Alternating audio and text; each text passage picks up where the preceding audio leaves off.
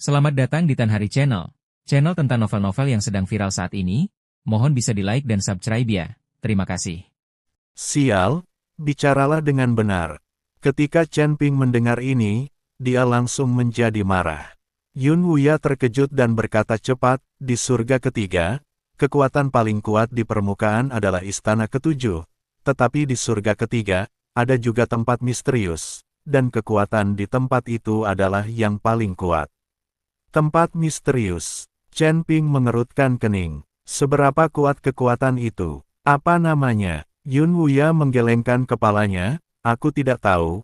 Aku bahkan tidak tahu di mana tempat misterius ini.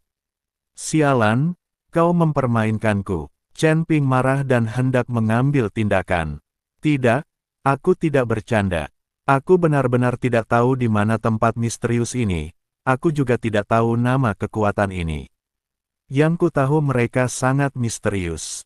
Setiap kali terjadi pertempuran besar dan kematian di tiga surga, organisasi misterius ini akan muncul. Mereka tidak pernah membantu pihak manapun, tetapi hanya mengumpulkan jiwa secara membabi buta. Oleh karena itu, banyak orang menduga bahwa orang-orang ini adalah setan, organisasi yang mengkhususkan diri dalam memurnikan jiwa.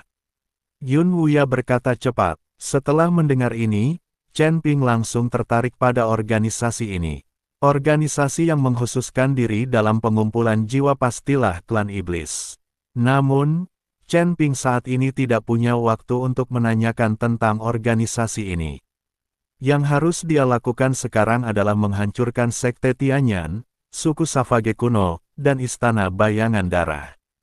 Yang terakhir adalah Istana Ketujuh. Setelah menghancurkan Istana Ketujuh, Chen Ping akan menjadi bos di tiga surga. Dia bisa bertingkah keren sesuka hatinya, dan tak seorang pun dapat mengalahkannya.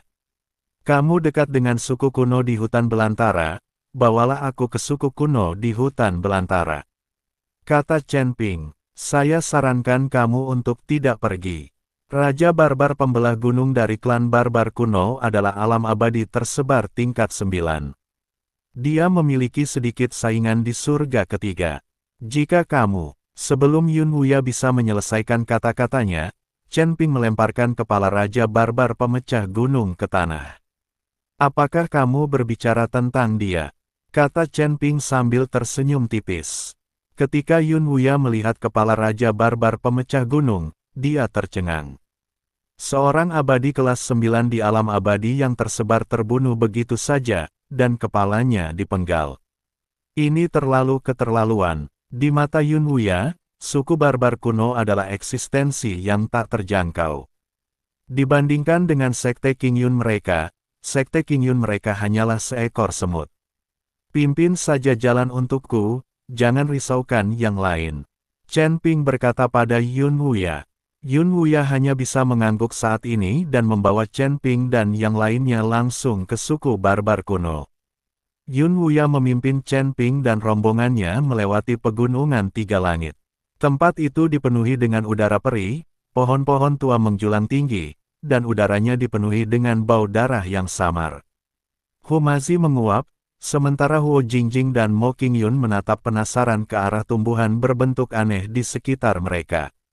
Hanya Chen Ping yang berjalan dengan kedua tangan di belakang punggungnya, mata naga emasnya mengamati langit dengan acuh tak acuh, seolah-olah bahaya di sekitarnya tidak lebih dari pemandangan di halaman belakang. Yun Wuya, seberapa jauh? Suara Chen Ping tenang, namun membuat pemimpin Sekte King Yun yang berjalan di depan menggigil. Dia hendak berbicara ketika tiba-tiba sebuah seringai jahat datang dari kedalaman hutan lebat di depannya. Hei, bukankah ini anjing tua dari Sekte King Yun? Mengapa kau membawa sekelompok bajingan ke Black Evil Ridge-ku untuk menjadi liar? Sebelum dia selesai berbicara, puluhan bayangan hitam melompat turun dari puncak pohon. Pemimpinnya adalah seorang pria dengan topeng hantu hijau bertaring, memegang kapak panjang berwarna hitam pekat, dan memancarkan aura alam abadi yang tersebar tingkat kelima. Orang-orang di belakangnya juga berada di tingkat alam abadi yang tersebar. Mereka jelas merupakan tim elit. Wajah Yun Wuya tiba-tiba berubah, dan dia berbisik kepada Chen Ping, Chen. Senior Chen, ini seseorang dari Sekte Setan Hitam. Mereka berseteru dengan Sekte King Yunku yang menghancurkan puncak mereka. Balas dendam atas pemusnahan puncak. Pria berwajah hantu itu tertawa terbahak-bahak setelah mendengar ini, dan menebas tanah dengan kapaknya, memercikkan kerikil. Yun Wuya, kau bersembunyi di sekte dan tidak berani menunjukkan kepalamu saat itu, tetapi hari ini kau berani membawa orang luar untuk mati. Siapa anak-anak kecil ini? Pendukung barumu. Matanya menyapu Chen Ping, dan melihat bahwa dia hanya berada di peringkat kelima Luz Immortal Realm. Dia langsung mencibir, "Oh, kamu menemukan sampah peringkat kelima Luz Immortal Realm sebagai pendukungmu." Sekte King Yun memang sedang merosot, dan bahkan bergantung pada seseorang yang begitu bodoh adalah tindakan yang picik. Alis Huo Jingjing tiba-tiba terangkat, dan saat dia hendak berbicara, Chen Ping mengangkat tangannya untuk menghentikannya. Chen Ping melangkah maju, matanya menatap debu di tanah. "Minggir.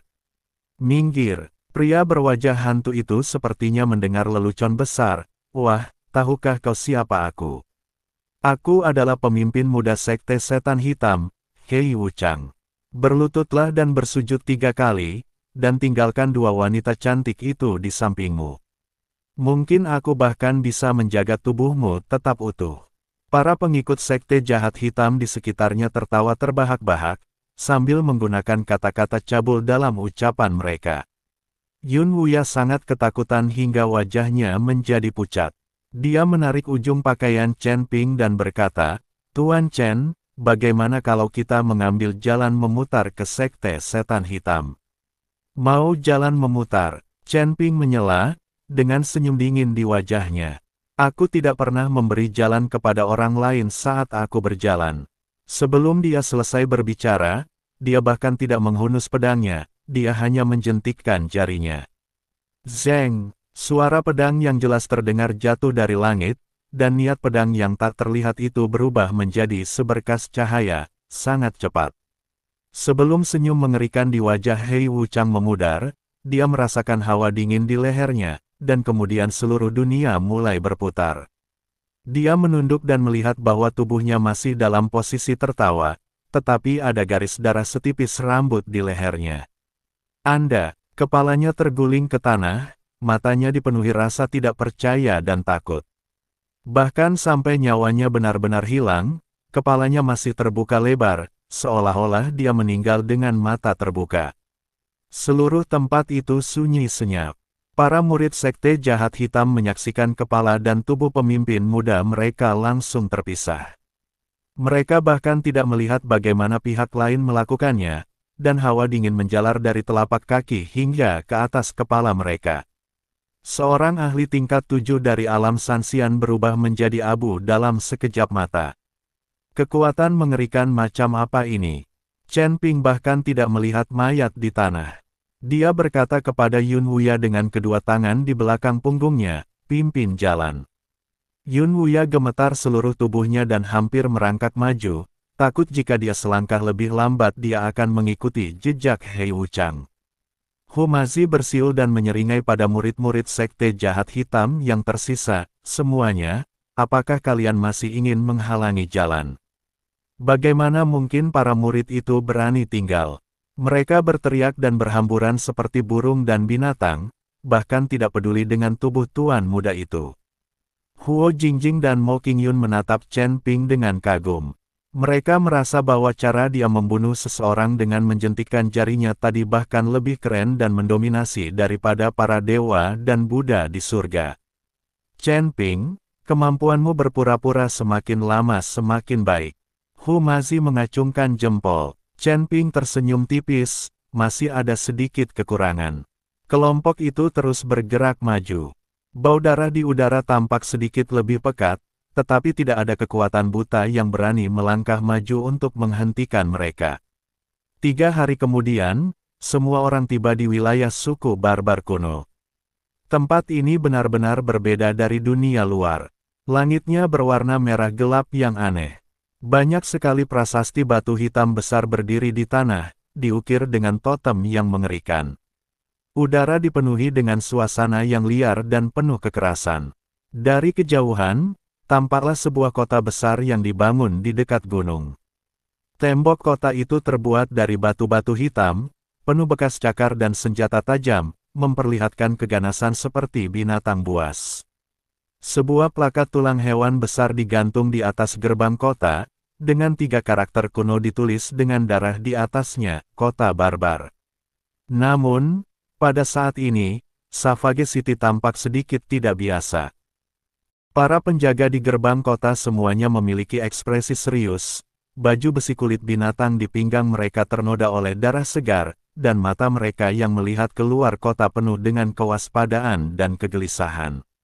Raja barbar mereka telah menghilang selama beberapa hari dan tidak ada berita sama sekali. Tetua Agung telah memerintahkan jam malam di seluruh kota.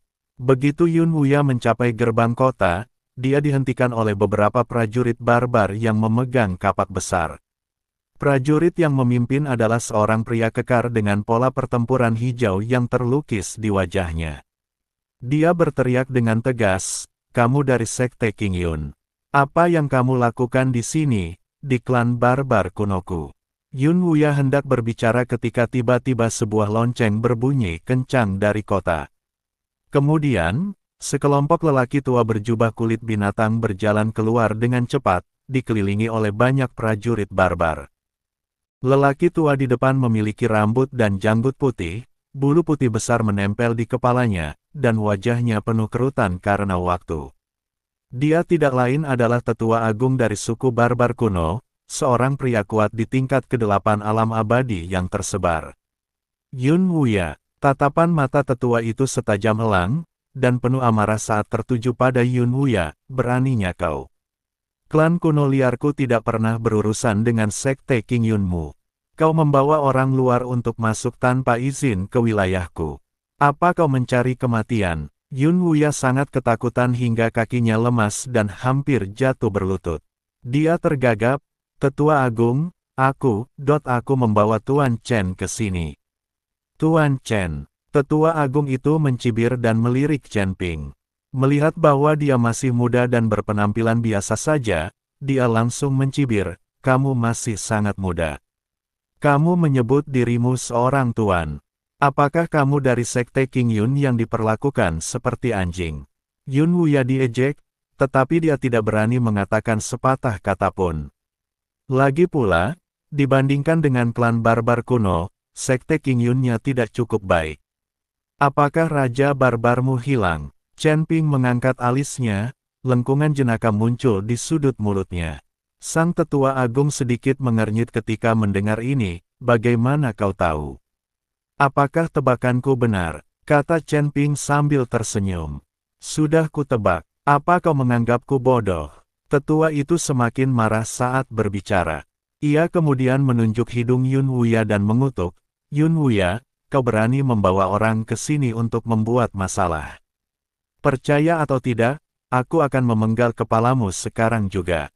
Yun Wuya sangat ketakutan hingga jiwanya terbang keluar dari tubuhnya. Dia melambaikan tangannya dengan cepat dan berkata, "Tidak, tidak, Tetua Agung, Tuan Chen ini. Cukup." Chen Ping menyela dengan tidak sabar, dia terlalu malas untuk mendengarkan omong kosong lagi. Dia hanya membalikkan pergelangan tangannya, mengambil kepala yang berdarah di tangannya, dan melemparkannya ke kaki tetua agung itu.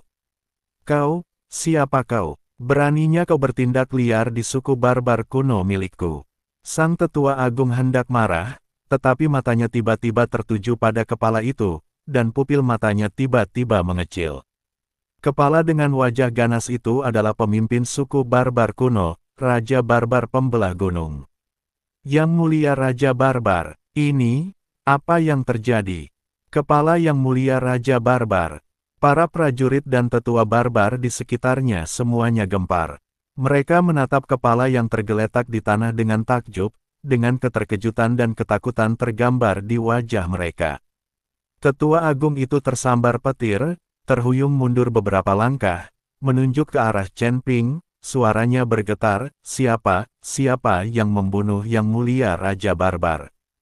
Tetua agung tidak percaya bahwa Chen Ping lah yang membunuh Raja Barbar. Bagaimanapun, Chen Ping hanya berada di level kelima alam abadi longgar, sedangkan Raja Barbar berada di level ke-9 alam abadi longgar. Perbedaan antara keduanya sangat besar.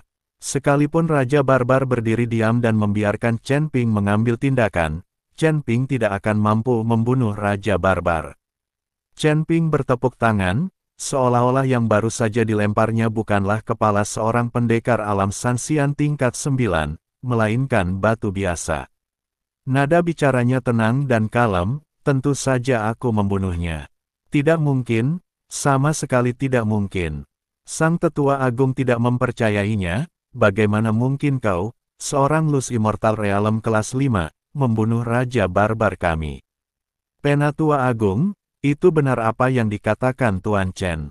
Jangan meremehkannya karena dia berada di level kelima alam abadi longgar. Dengan kekuatannya yang sebenarnya, dia bisa membunuhmu. Kata Yun Wuya, pengadilan kematian. Sang Tetua Agung menggertakkan giginya, penuh dengan niat membunuh. Balas dendam untuk Yang Mulia Raja Barbar. Bunuh dia. Setelah keterkejutan itu, orang-orang dari suku Barbar kuno meledak dalam amarah. Puluhan prajurit kuat di tingkat ke-6 atau ke-7 alam Sanxian menyerbu sambil meraung. Para tetua terkemuka bahkan mengorbankan harta rahasia suku Barbar kuno, seperti gada besi hitam, tombak tulang haus darah, perisai kulit binatang yang mengguncang bumi, dan segala macam serangan liar dan mendominasi datang ke arah Chen Ping.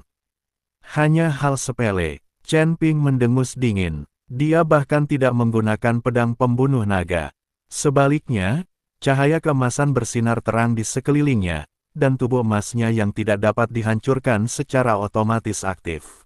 Ding-ding, serangan hebat itu menimpa Chen Ping, menimbulkan suara keras seperti benturan logam dan batu, serta percikan api beterbangan di mana-mana. Namun, Chen Ping berdiri di sana tanpa bergerak, bahkan tanpa goresan pada sisik emas di tubuhnya. Serangan-serangan hebat itu seperti setetes air di lautan, sepenuhnya larut oleh tubuh emasnya yang tidak bisa dihancurkan. Bagaimana itu mungkin? Pupil mata tetua itu tiba-tiba mengecil, wajahnya penuh ketidakpercayaan. Begitu banyak serangan kekuatan penuh dari para kultivator alam abadi longgar tingkat 6 atau 7, ternyata tidak dapat melukainya sama sekali. Sang Tetua Agung sekarang percaya bahwa mungkin Raja Barbar mereka benar-benar dibunuh oleh Chen Ping di depannya. Chen Ping terlalu malas untuk membuang waktu dengan semut-semut ini. Matanya menjadi dingin dan dia menjentikkan jarinya. Zeng, zeng, zeng. Beberapa niat pedang tak kasat mata melesat keluar bagaikan kilat, lebih ganas dari sebelumnya ketika mereka membunuh Hei Wuchang. Para prajurit barbar yang menyerbu di garis depan bahkan tidak sempat berteriak sebelum kepala mereka terpisah dari tubuh mereka dan berguling ke tanah dengan ekspresi ganas di mata mereka. Apakah ini niat pedang? Tetua kedua, yang rambut dan jenggotnya berdiri tegak, merasa ngeri dan berkata, niat pedang itu sangat mengerikan, aku khawatir. Aku khawatir bahkan puncak alam abadi longgar tidak dapat mencapainya, kan? Wajah Tetua Agung menjadi pucat. Dia akhirnya menyadari bahwa pemuda di depannya adalah sosok mengerikan yang tidak akan pernah bisa mereka capai. Dia membunuh Raja Barbar pembelah gunung dan membunuh beberapa prajurit alam abadi longgar yang kuat dalam sekejap mata. Kekuatan semacam ini mungkin telah melampaui alam abadi longgar dan mencapai alam abadi duniawi. Sungguh keterlaluan bahwa dia telah mencapai tingkat Dewa Bumi di usia semuda itu. Mundur, mundur cepat, teriak Tetua Agung itu sambil mencoba memerintahkan para anggota suku untuk mundur. Namun, akankah Chen Ping memberi mereka kesempatan? Sosoknya berkelebat dan muncul di hadapan Tetua Agung itu bagai hantu. Pupil mata Tetua Agung mengecil, dan tanpa sadar ia mengorbankan harta karun klan Savage kuno, perisai hitam yang diukir dengan totem kuno, memancarkan kehidupan yang berat dan penuh perubahan. Itu adalah Salvage Guardian Shield, yang konon mampu menahan serangan kekuatan penuh dari ahli alam abadi tingkat puncak. Ledakan, Chen Ping bahkan tidak menggunakan pedang pembunuh naga, dia hanya meninju dengan santai. Tanda tinju emas, dengan kekuatan untuk menghancurkan dunia, menghantam Savage Guardian Shield dengan keras. Dengan suara crack yang keras, perisai pelindung yang katanya tidak bisa dihancurkan itu langsung ditutupi dengan retakan seperti jaring laba-laba, lalu meledak menjadi potongan-potongan yang tak terhitung jumlahnya dengan suara ledakan. Sang Tetua Agung ketakutan dan tenaga pelindungnya langsung keluar berupaya menghalangi pukulan itu. Tetapi tinju Chen Ping sekuat bambu yang dengan mudah menembus energinya dan menghantam dadanya dengan keras. Engah, Sang Tetua Agung terbang mundur seperti layang-layang yang talinya putus, merobohkan separuh tembok kota. Ia memuntahkan banyak darah dari mulutnya, organ-organ dalamnya hancur, dan jelaslah bahwa ia tidak akan selamat. Tetua Agung, Ketua, melihat ini, orang-orang dari klan kuno liar menjadi panik total. Bahkan Tetua Agung terbunuh dalam satu gerakan, kemampuan apa yang mereka miliki untuk melawan. Berlari, seseorang berteriak, dan para prajurit barbar yang tersisa tidak lagi peduli dengan balas dendam dan berbalik untuk melarikan diri. Mau pergi, mata Chen Ping dingin dan dia melambaikan tangannya. Berdengung, suatu medan tak terlihat langsung menyelimuti seluruh Savage City. Para prajurit barbar yang melarikan diri merasakan tubuh mereka tenggelam seolah-olah mereka sedang ditekan oleh batu besar, tidak dapat bergerak. Mereka terkejut ketika mengetahui bahwa kultivasi mereka telah ditekan secara ekstrim di area ini, bahkan untuk mengangkat tangan pun sangat sulit. Inilah asal mula waktu yang dipahami Chen Ping. Meskipun belum sempurna, itu sudah lebih dari cukup untuk menekan semut-semut ini di bawah alam abadi yang tersebar. Di bidang yang diciptakan Chen Ping, semuanya dikendalikan oleh Chen Ping.